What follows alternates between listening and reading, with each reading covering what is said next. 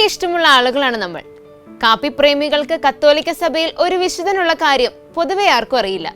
ശരിക്കും കത്തോലിക്ക സഭയിൽ അങ്ങനെ ഒരു വിശുദ്ധനുണ്ട്. സീബർഗിലെ വിശുദ്ധ ഡ്രോഗോയാണ് കാപ്പി പ്രിയരുടെ മധ്യസ്ഥൻ. ഡ്രോഗോ എന്ന വിശുദ്ധനെ പറ്റി മലയാളികളായി നമ്മൾ ആരും കേട്ടു കാണില്ല അല്ലേ? അപ്പോൾ ആദ്യം വിശുദ്ധനെ കുറിച്ച് നോക്കാം. 1105 മാർച്ച് 14 ഫ്ലാഡേഴ്സിലെ എപ്പിനോയിലാണ് വിശുദ്ധ ഡ്രോഗോ ജനിച്ചത്. അദ്ദേഹം ജനിക്കുന്നതിന് മുമ്പ് തന്നെ അദ്ദേഹത്തിന്റെ പിതാവ് മരണപ്പെട്ടിരുന്നു, അമ്മ പ്രസവ സമയത്തും.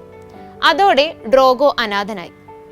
ഒരു ഇടയനായി സ്വന്തം കാലിൽ നിൽക്കാൻ കഴിയുന്നതുവരെ ബന്ധുക്കളായിരുന്നു അദ്ദേഹത്തെ വളർത്തിയത്. കുട്ടികൾ മുതിർന്നവരെ പോലെ ആകാനുള്ള പരിശീലനമായിരുന്നു മധ്യകാല യൂറോപ്പിൽ അന്ന് നൽകിയിരുന്നത്.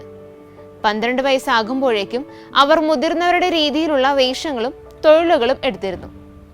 അതുകൊണ്ട് തന്നെ ഉപജീവന മാർഗം കണ്ടെത്താനുള്ള ഒരു നല്ല മാർഗമായിരുന്നു ഇടയവേല. ഒരു ഇടയന്റെ ഏകാന്ത ജീവിതത്തിന് ഡ്രോഗോ എന്തുകൊണ്ടും അനുയോജ്യനായിരുന്നു.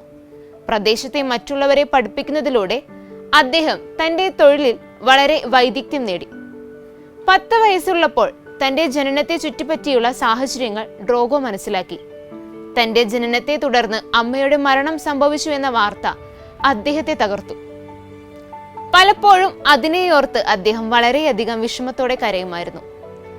ആധുനിക കാലത്തെ ക്രിസ്തുമതത്തിൽ നിന്ന് വളരെ വ്യത്യസ്തമായിരുന്നു മധ്യകാല ക്രിസ്തുമതം. നോമ്പ്, ഉപവാസം എന്നിവയൊക്കെ ഡ്രോഗോ ശീലിച്ചിരുന്നതിനാൽ ഒരു ഇടയന്റെ ഒറ്റപ്പെട്ട ജീവിതശൈലി അദ്ദേഹത്തിന് ധ്യാനത്തിനും പ്രാർത്ഥനയ്ക്കും അവസരങ്ങൾ നൽകിക്കൊണ്ടിരുന്നു. തപസ്സിനും ദാനധർമ്മത്തിനും സ്വയം സമർപ്പിച്ചതുകൊണ്ട് അദ്ദേഹം തന്റെ സമ്പാദ്യം മുഴുവൻ ദാനം ചെയ്തു.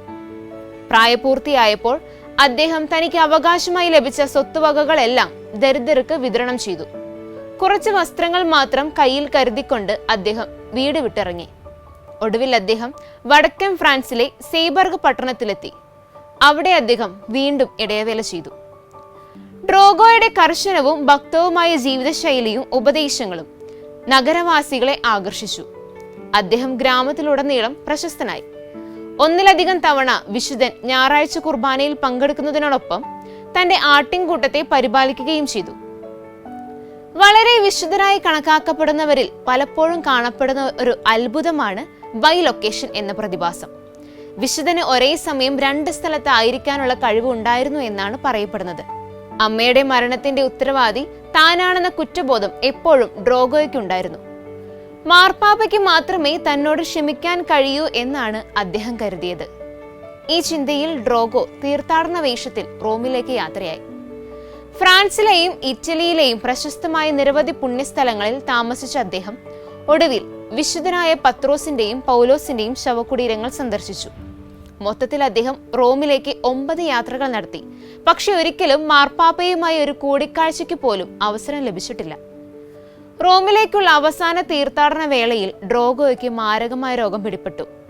വളരെ കർശനമായ സന്യാസ ജീവിതവും 1 ദശാബ്ദക്കാലത്തെ നടത്തവും കണക്കിലെടുക്കുമ്പോൾ ഇത് അതിശയിക്കാനില്ല. എങ്കിലും ഡ്രോഗോ തന്റെ സന്യാസ ജീവിതം തുടർന്നു.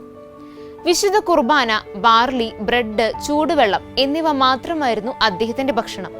തനിക്ക് ദാനമായി ലഭിക്കുന്ന മിക്ക ഭക്ഷണങ്ങളും അദ്ദേഹം ദരിദ്രർക്ക് കൊടുത്തു.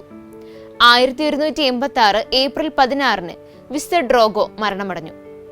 ആ ദിനം തന്നെയാണ് അദ്ദേഹത്തിന്റെ തിരുനാൾ ദിനവും. അദ്ദേഹത്തിന്റെ മരണശേഷം അത്ഭുതകരമായ ഒരു രോഗശാന്തി ഉണ്ടായി. ഒരു ഗ്രാമീണന്റെ കൈ ഒടിഞ്ഞ് നാളുകളേറെ കഴിഞ്ഞിട്ടും അത് സുഖപ്പെട്ടില്ല. അദ്ദേഹത്തിന് ഒരു ദർശനം ലഭിച്ചു. അതിനുശേഷം ഡ്രോഗോയുടെ മധ്യസ്ഥം തേടി അയാൾ പ്രാർത്ഥിച്ചു. ഡ്രോഗോയുടെ ശവകുടീരം തുറന്നതിനാൽ ഗ്രാമീണനെ അദ്ദേഹത്തിന്റെ ശരീരത്തിൽ സ്പർശിക്കാനും ഉടനടി രോഗശാന്തി ലഭിക്കാനും സാധിച്ചു എന്നാണ് റിപ്പോർട്ട്. രോഗങ്ങൾ സുഖപ്പെടുന്നതിന് വേണ്ടി വിശുദ്ധന്റെ മാധ്യസ്ഥം തേടി പ്രാർത്ഥിക്കാറുണ്ട്. വിശുദ്ധ ഡ്രോഗോയും കാപ്പിയും തമ്മിലുള്ള ബന്ധത്തെക്കുറിച്ച് പറയുകയാണെങ്കിൽ, ഡ്രോഗോയുടെ ജന്മസ്ഥലമായ ഹൈനൈഡ് മേഖലയിൽ വ്യാപകമായി നടന്നിരുന്ന കൃഷിയാണ് ചിക്കറി. പ്രത്യേകിച്ച് 18-ാം നൂറ്റാണ്ടിലും 19-ാം നൂറ്റാണ്ടിലും ഫ്രാൻസിലും ന്യൂ ഫ്രാൻസിലും കാപ്പിക്ക് പകരമായി വറുത്ത ചിക്കറി ഉപയോഗിച്ചിരുന്നു. ഇത് എങ്ങനെ 12-ാം നൂറ്റാണ്ടിലെ സന്യാസിയായ ഡ്രോഗോയുമായി ബന്ധമുണ്ടായി എന്നല്ലേ? ഇതിന് പ്രധാനമായും 2 കാരണങ്ങളാണുള്ളത്. ഒരേ സമയം 2 ഇടങ്ങളിൽ കാണപ്പെടാനുള്ള വിശുദ്ധന്റെ കഴിവാണ് ആദ്യത്തേത്. കോഫി ഹൗസുകൾ വളരെ തിരക്കേറിയ ഇടങ്ങളാണ്.